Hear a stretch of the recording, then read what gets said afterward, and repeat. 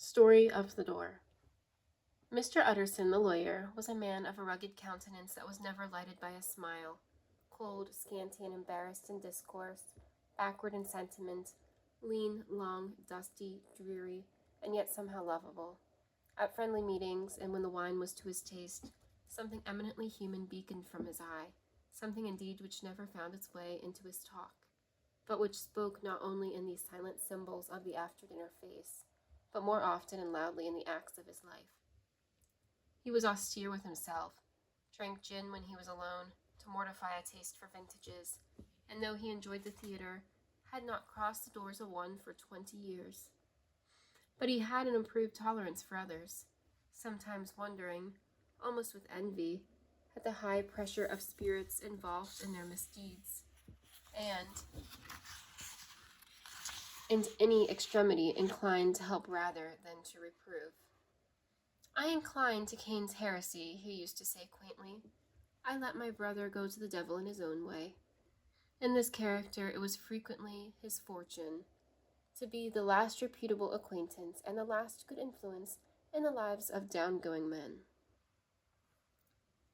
And to such as these, so long as they came about his chambers, he never marked a shade of change in his demeanor.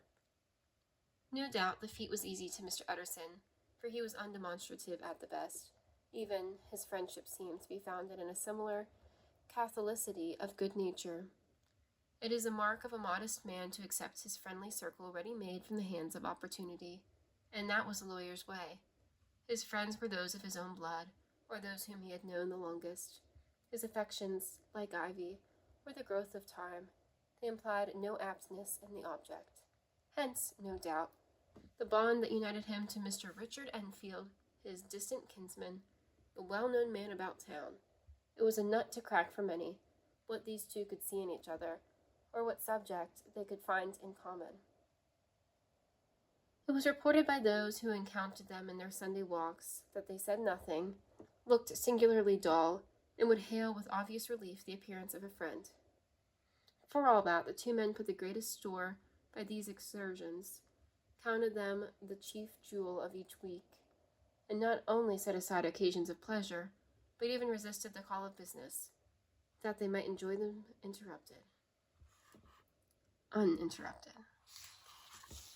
It chanced on one of these rambles that their way led them down a by-street in a busy quarter of London.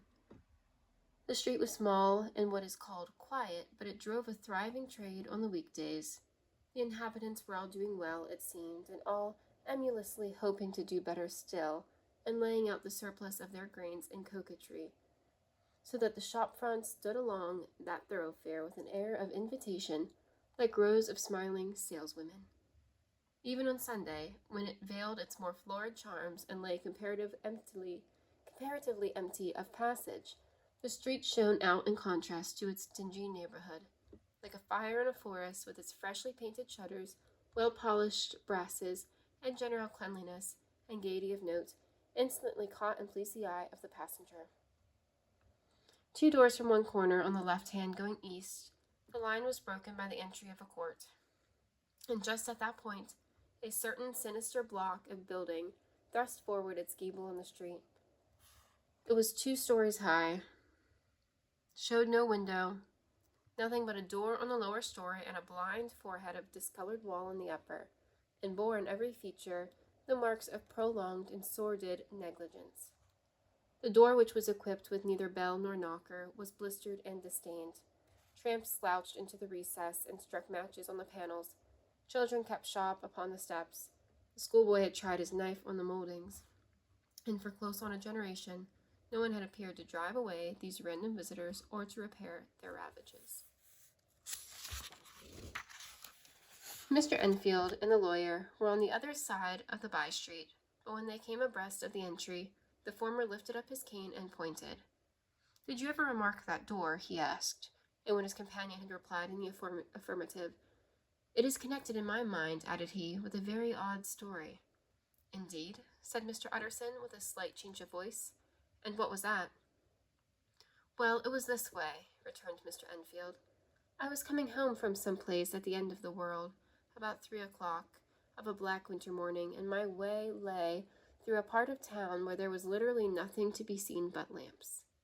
Street after street, and all the folks asleep, street after street, all lighted up as if for a procession, and all as empty as a church, till at last I got into the state of mind when a man listens, and begin to long for the sight of a policeman.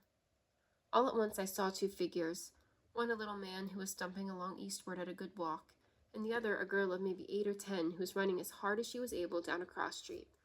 Well, sir, the two ran into each other, into one another, naturally enough at the corner. And then came the horrible part of the thing, for the man trampled calmly over the child's body and left her screaming on the ground. It sounds nothing to hear, but it was hellish to see. It wasn't like a man. It was like some damned juggernaut. I gave a few halloas, took my heel, hollered my gentleman, and brought him back to where there was already quite a group about the screaming child. He was perfectly cool and made no resistance, but gave me one look so ugly that it brought out the sweat on me like running. The people who had turned out were the girl's own family, and pretty soon the doctor for whom she had been sent put in his appearance. When the child was not much the worse, more frightened according to the sawbones, and there you might have supposed would be an end to it. But there was one curious circumstance. I had taken a loathing to my gentleman at first sight. So had the child's family, which was only natural. But the doctor's case was that what struck me. He was a usual cut-and-dry apothecary, of no particular age and color, with a strong Edinburgh accent, and about as emotional as a bagpipe. Well, sir, he was like the rest of us. Every time he looked at my prisoner, I saw that sawbones turn sick and white with desire to kill him. I knew what was in his mind, just as he knew what was in mine. And killing being out of the question, we did the next best. We told the man we could and would make such a scandal out of this as should make his name stink from one end of London to the other. If he had any friends or any credit, we undertook that he should lose them. And all the time, as we were pitching it in red hot, we were keeping the women off him as best we could, for they were as wild as harpies. I never saw such a circle of hateful faces, and there was a man in the middle with a kind of black, sneering coldness. Frightened, too, I could see that, but carrying it off, sir, really like Satan. If you choose to make a capital out of this accident, said he, I am naturally helpless. No gentleman but wishes to avoid a scene, says he. Name your figure. Well, we screwed him up to 100 pounds for the child's family. He would have clearly liked to stick out, but there was something about the lot of us that meant mischief, and at last he struck. The next thing was to get that money, and where do you think he carried us but to the place with the door? Whipped out a key, went in, and presently came back with a matter of 10 pounds in gold, and a check for the balance on Coote's Bank, drawn payable to bearer, and signed with a name that I can't mention, though it's one of the points of my story. But it was a name at least very well known and often printed. The figure was stiff, but the signature was good for more than that, if it was only genuine. I took the liberty of pointing out to my gentleman that the whole business looked apocryphal, and that a man does not, in real life, walk into a cellar door at 4 a.m. and come out of it with another man's check for close upon 100 pounds. But he was quite easy and sneering. Set your mind at rest, says he.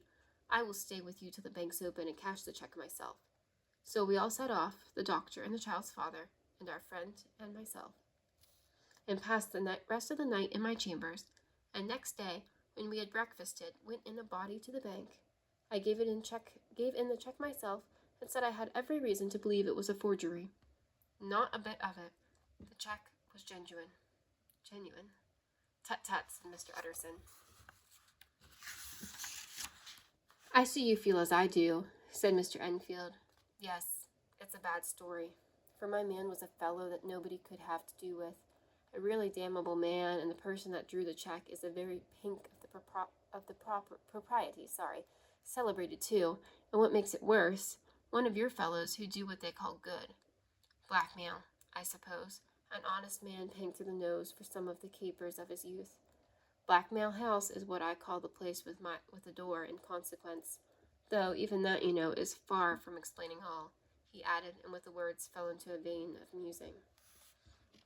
From this he was recalled by Mr. Utterson, asking rather suddenly, And you don't know if the drawer of the check still lives there? A likely place, isn't it? Returned Mr. Enfield. But I happen to have noticed his address. He lives in some square or other.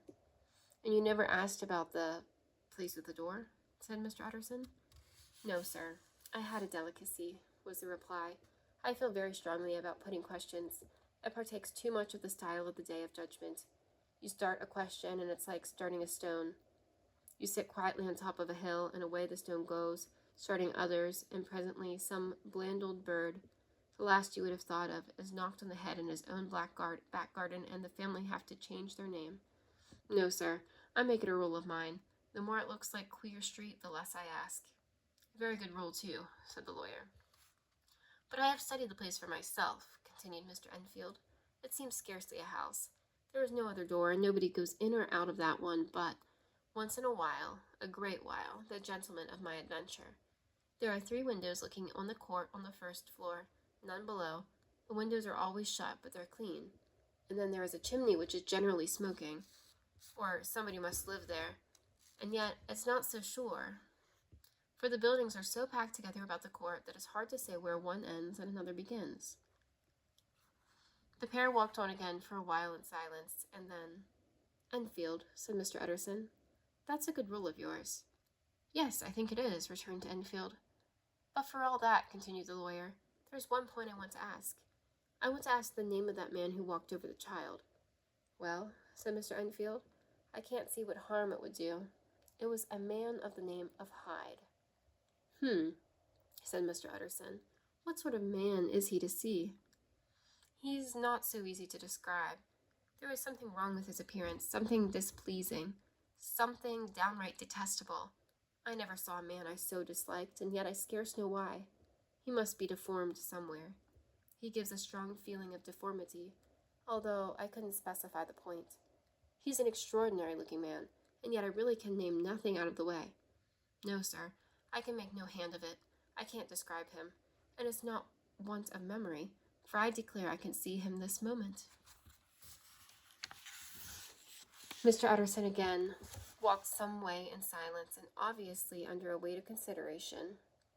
You are sure he used a key? He inquired at last. My dear sir, began Enfield, surprised out of himself. Yes, I know, said Utterson. I know it must seem strange. The fact is, if I do not ask you the name of the other party, it is because I know it already.